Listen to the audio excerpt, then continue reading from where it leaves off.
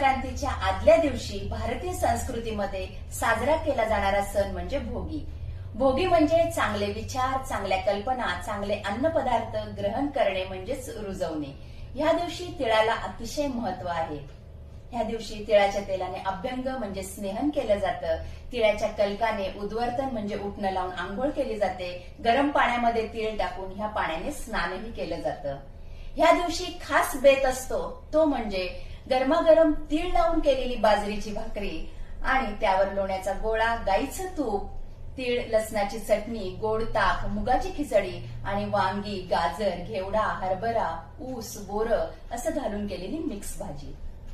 हा आहार म्हणजे ह्या ऋतूमध्ये संचित झालेला कफ बाजरीसारख्या उष्णवृक्ष गुणाने अधिकच वाढू नये म्हणून केलेली आहार योजना असते. ह्या प्रकारचा आहार विहार आचरण ठेवल्यास ऋतुचक्र आपल्याला निश्चितच